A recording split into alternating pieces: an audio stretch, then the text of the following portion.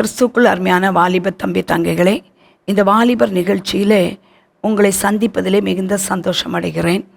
இந்த நாளிலே இந்த டிவிக்கு முன்பதாக இந்த நிகழ்ச்சியை பார்த்து கொண்டிருக்கிற ஒவ்வொருவரையும் இயேசு கிறிஸ்துவின் நாமத்தினாலே வாழ்த்துகிறேன்.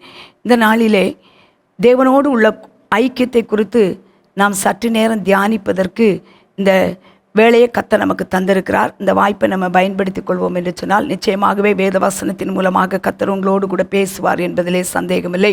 இந்த நாளிலே நாம் அந்த ஐக்கியத்தை குறித்து சிந்திப்பதற்கு ஆதாரமாக தெரிந்து கொண்ட வேதவசனம் 1 கொரிந்தியர் 1வது அதிகாரம் 9வது வசனம் இவ்விதமாக சொல்கிறது: தம்முடைய குமாரனும் நம்முடைய கர்த்தருமாய் இருக்கிற இயேசு கிறிஸ்துவுடனே ஐக்கியமாய் இருப்பதற்கு உங்களை அழைத்த தேவன் உண்மையுள்ளவர். இந்த வசனத்தின் மூலமாய் கர்த்தர் நம்மோடு கூட பேசும்படியாக ஒரு நிமிடம் நம்முடைய தலைகளை தாழ்த்தி ஜெபிப்போம். தேவனே, மெய் துதிக்கிறோம், மெய் ஸ்தோத்தரிக்கிறோம், உமக்கு நன்றி சொல்லுகிறோம். நாங்கள் இந்த உலகத்திலே எங்களுக்கு எத்தனையோ ஐக்கியங்களை நீர் தந்திருந்தாலும் உம்மோடு கூட நாங்கள் ஐக்கியப்பட வேண்டும் என்று சொல்லி நீர் எங்களிடத்தில் எதிர்பார்க்கிற தேவனாக இருக்கிறீர். ஆண்டவரே, நாங்கள் உம்மிடத்திலே ஐக்கியம் கொள்ளும்போது நாங்கள் எங்களை பரிசுத்தமாய் பாவத்திற்கு விலக்கி பாதுகாத்து கொள்ள முடியும் என்பதையும் ஆண்டவரே வேதவசனம் எங்களுக்கு கற்றுத்தருகிறக்காக ஸ்தோத்திரம். இந்த நாளிலும் இந்த வசனத்தின் அடிப்படையிலே நீர் எங்களோடு கூட என்னோடு கூட பேசும் என்று சொல்லி ஜெபிக்கிறோம். எங்களை தாழ்த்தி உடைய கரங்களை ஒப்புக் கொடுக்கிறோம். எங்களுடைய சிந்தனைகளை ஒருமுகப்படுத்தி பரிசுத்த ஆவியானவர் எங்களோடு கூட இடைபடுவீராக என்று சொல்லி ஜெபிக்கிறோம். ஆண்டவரே, நீர் மாத்திரம் மகிமைப்படுவீராக. இயேசுவின் மூலம் பிதாவே, ஆமென். அருமையான தம்பி தங்கச்சி, இந்த நாளிலே நாம் நிறைய பேரோடு கூட ஐக்கியம் வைத்திருக்கிறோம். ஐக்கியம் என்று சொல்லும்போது நமக்கு நிறைய நண்பர்கள் இருக்கிறார்கள். நட்புறவை குறித்து அது சொல்லுகிறது. ஒன்றோ ரெண்டோ பேரோ கூட நாம் ஐக்கியம் வைத்திருக்கலாம், அல்லது குழுவாக நாம் ஐக்கியம் வைத்திருக்கலாம். நிறைய நண்பர்கள் நமக்கு இருக்கலாம். அது பள்ளியில் படிக்கிற பிள்ளைகளானாலும் சரி, கல்லூரியில் படிக்கிற வாலிப தம்பி தங்கை ஆனாலும் சரி, எல்லா இடத்துலையும் கர்த்தர் நமக்கு நல்ல ஐக்கியங்களை தந்திருக்கிறார். ஆனால் நமக்கு நாம் ஐக்கியம் வைத்திருக்கிற எல்லாரும் பரிசுத்தமாய் இருக்கிறார்களா, அல்லது இயேசு கிறிஸ்துவுடைய வழியில் நடக்கிறவர்களா என்று யோசித்து பார்த்தால் எல்லாரும் அப்படிப்பட்டவர்கள் அல்ல.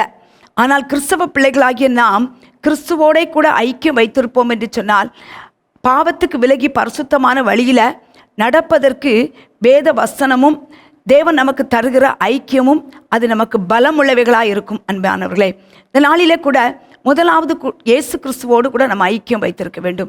அந்த உறவை நாம் எப்படி பெற்றுக்கொள்கிறோம்? அவர் நமக்கு தந்திருக்கிற ரட்சிப்பினால் அதை நம்ம பெற்றுக்கொள்ள முடியும்.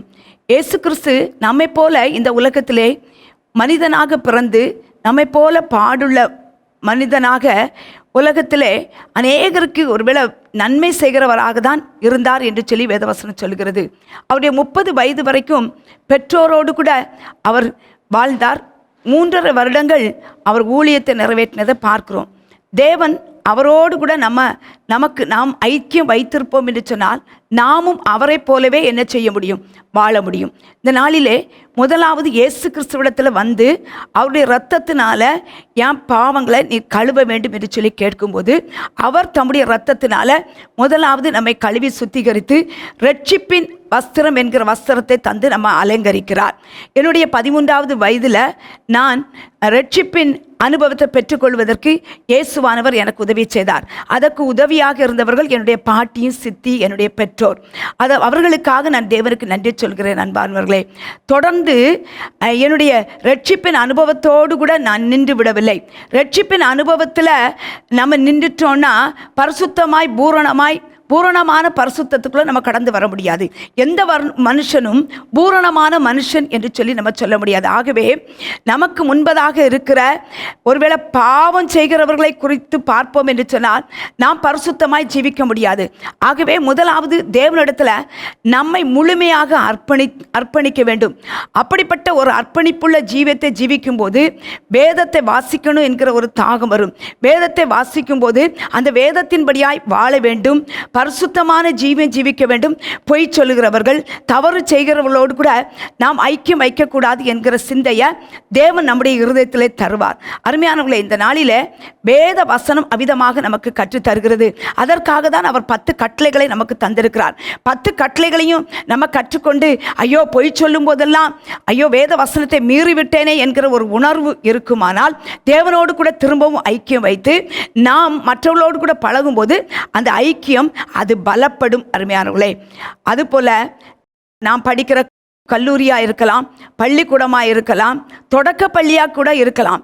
எனக்கு இன்றைக்கும் 2ஆம் கிளாஸ் வகுப்பு எடுத்த என்னுடைய ஆசிரியை நினைத்து பார்க்கும்போது அவர்கள் கற்றுக் கொடுத்த ஒழுக்கங்கள், 6வது வகுப்பிலே கற்றுக் கொடுத்த ஒழுக்கமான காரியங்கள், 8வது வகுப்பிலே ஆசிரியை சொன்ன ஆடைகளை குறித்து, அணிகிற காரியத்தை குறித்து கற்றுக் கொடுத்த காரியங்கள், இவைகளெல்லாம் மற்றவர்களோடு கூட ஐக்கியப்படுவதற்கும் மற்றவர்களுக்கு அதை பகிர்ந்து கொடுப்பதற்கும் தேவன் உதவி செய்திருக்கிறார்.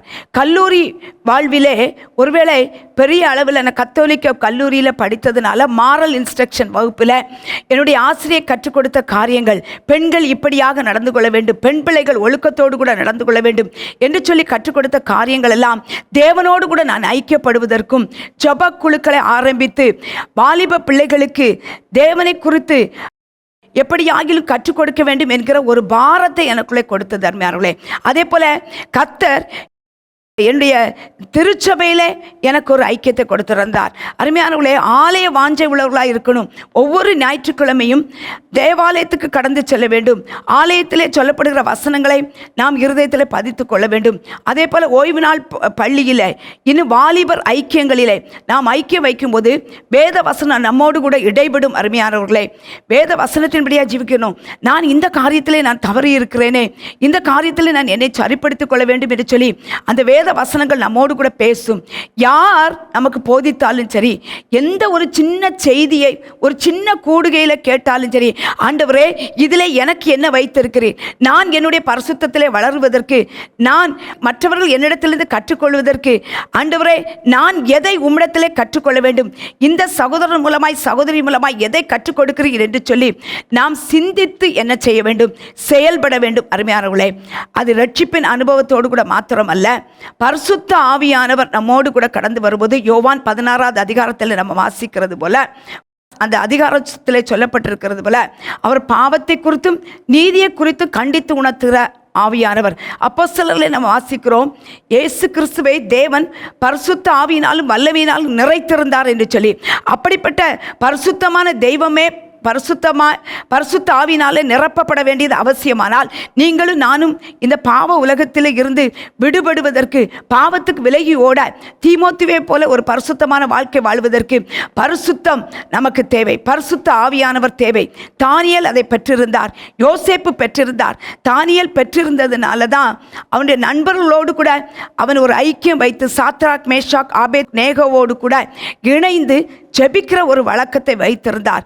அவர்களை அந்த தேசத்தின் அழிவிலிருந்து மீட்டெடுக்க வேண்டும், அந்த ராஜாவுடைய சொப்பனத்தை விடுவிக்க வேண்டும் என்று சொல்லி கட்டளை பிறப்பிக்கப்பட்ட போது தானியேல் தன் தோழர்களோடு கூட அழிந்து போகக்கூடாது என்கிற ஒரு பாரம் அவனுக்குள்ளே இருந்தது, ஒரு கர்சனை இருந்தது.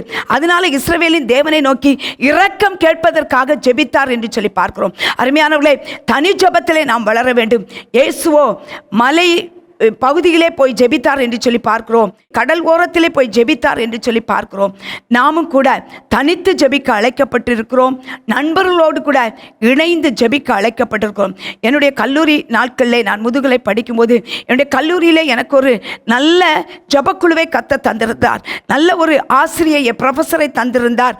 அவர்கள் எங்களை அந்த லஞ்ச் பிரேக்கில் எப்படியாகிலும் ஒவ்வொரு வகுப்பாக வந்து அழைப்பார்கள்.